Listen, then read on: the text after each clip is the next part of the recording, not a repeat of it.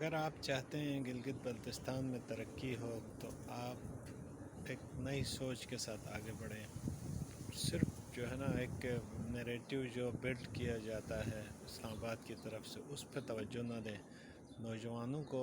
نئی نئی راہیں تلاش کرنی چاہیے۔ سب سے اہم چیز وہاں لٹریچر پہ زور کرنا چاہیے۔ جس معاشرے میں یا جس قوم میں لٹریچر نہیں ہوتا ہے وہ کبھی کامیاب نہیں ہوتی ہے، وہ سرسری چیزوں پہ چلتی ہے اور ان کی ناکامی جو ہے نا ہمیشہ کے لیے ہوتی ہے۔ اور سب سے اہم چیز یہی ہے کہ لٹریچر کو پروڈیوس کرنے کی ضرورت ہے اور لٹریچر کو سنبھالنے کی ضرورت ہے۔ اور آج ہم جہاں پہ کھڑے ہیں اس کی سب سے بڑی وجہ یہ ہے کہ جتنے لوگوں نے ہمارے گلگت بلتستان کے لیے اسٹرگل کیا 1947 سے لے کے آج تک، ان کی کوئی تاریخ نہیں ہے۔ اس سے پہلے کی کوئی تاریخ اتنی مستند طریقے سے نہیں ہے، اور جب سے پاکستان میں شامل ہو گئے بظاہر اس کے بعد سے تو وہاں پہ تاریخ یہ ڈی سی اور اے سی وغیرہ کی فرمائش پر لکھی گئی۔ اور میں تو حیران ہوتا ہوں کہ کئی دفعہ بھی میں نے ذکر کیا ہے کہ کچھ لوگوں نے تو اس حد تک جو ہے نا تاریخ کے ساتھ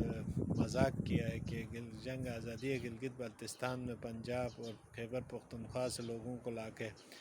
وہاں پہ خرمنگ اور کھپلوں میں محاذ کے اوپر شو کیا گیا ہے، یعنی کہ وہ تمام جو ہے نا فرمائشی کام ہے جس کی وجہ سے ہماری تاریخ جو ہے نا بدل دی گئی ہے۔ اور جب کسی قوم کی بھی تاریخ بدل دی جاتی ہے تو حقائق بدل دیے جاتے ہیں تو پھر وہاں پہ کچھ نہیں رہتا ہے، کیونکہ ماضی کے ساتھ لنک ہونا بہت ضروری ہے جہاں سے آپ سیکھتے ہیں بہت کچھ،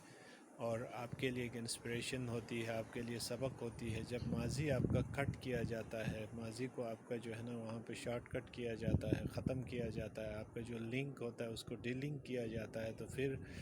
حال بدحال ہو جاتا ہے اور مستقبل جو ہے نا آپ کا ایک الوژن کی طرح ہو جاتا ہے جس میں کوئی سرٹینٹی نہیں ہوتی ہے۔ مثال کے طور پہ آپ دیکھیں کہ پاکستان اور انڈیا میں سب سے بڑا فرق کیا ہے۔ انڈیا نے جو کچھ تھا ایک انڈین سب کنٹیننٹ میں، اس کو اپنے لیے ایک ورثے کے طور پر اپنایا، اور آج پوری دنیا میں اسی کو جو ہے نا وہ بیچ کے اپنے لیے جو ہے نا مفادات اور دیگر جو ہے نا انجوائے کر رہا ہوتا ہے۔ اس کے بہت سے ثمرات ہوتے ہیں، جبکہ پاکستان میں دیکھو تو آپ کو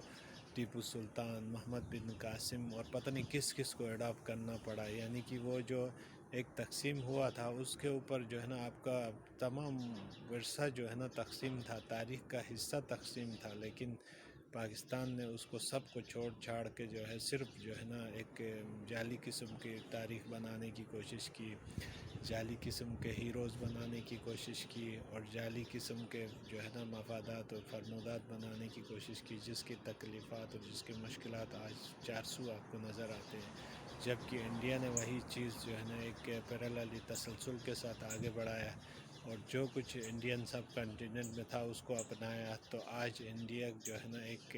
تمدن، تاریخ اور اس کا حصہ بن رہا ہے، جبکہ پاکستان ایک جو ہے نا ہر جائے کی طرح جو ہے نا وہ گھوم رہا ہوتا ہے، کبھی ادھر تو کبھی ادھر بھٹک رہا ہوتا ہے۔ اس کی وجہ یہ ہے انہوں نے تاریخ کو جو ہے نا مسخ کیا ہے۔ تو گلگت بلتستان کے لیے بھی ہمیں یہی کوشش کرنی چاہیے کہ لٹریچر پروڈیوس کریں، لوگوں کو جو کچھ ہے اس کو محفوظ کرنے کی کوشش کریں، کتابیں لکھیں لوگ، اور کتابیں پڑھیں۔ بلوچ لوگ جو ہے نا آج اگر تحریک چلاتے ہیں وہاں پہ لوگوں کا ایک مینٹل اپروچ ہے، لوگوں کا یہ نہیں ہے کہ صرف وہ ہتھیار لے کے پہاڑ پہ بیٹھے ہوئے ہیں۔ اس کے علاوہ بھی آپ کسی بلوچ آدمی سے ملیں تو اس کی ایک ذہنی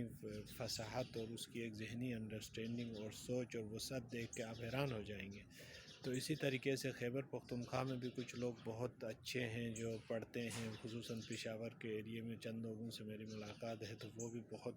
اسٹڈی کرتے ہیں، ڈیپلی چیزوں کو انڈرسٹینڈ کرتے ہیں۔ جب تک آپ چیزوں کو انڈرسٹینڈ نہیں کرتے ہیں پھر آپ کو جو ہے نا چلایا جائے گا، اور جب چلایا جائے گا تو چلانے والا اپنی مرضی سے چلاتے ہیں، کیونکہ گاڑی جو ہے نا بے جان ہوتی ہے۔ ہمارا مثال جو ہے نا گاڑی کی طرح ہو جاتا ہے، ڈرائیور جہاں روکے گا، جہاں چلائے گا، جہاں سپیڈ بڑھائے گا، وہ پھر ہم نے اسی طریقے سے جو ہے نا ری ایکشن میں چلنا ہوتا ہے۔ تو اس لیے پرو ایکٹیو اپروچ کے لیے آپ کو سوچ بدلنی پڑتی ہے، مائنڈ سیٹ بدلنی پڑتی ہے۔ اس کے لیے آپ کو سب سے اہم چیز یہ ہے کہ آپ کو ایجوکیشن کو، اپنی جو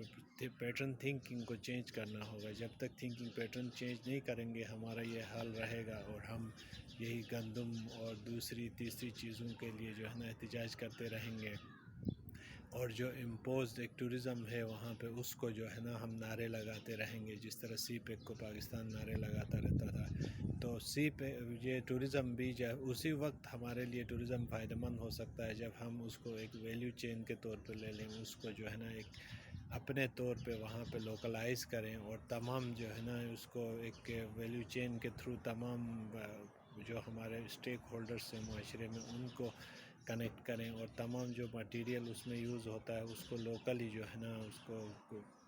چینل کریں، تو پھر اس کا جو ہے نا فائدہ ہوگا، ادروائز کسی چیز کا کوئی فائدہ نہیں ہوگا۔ Thank you.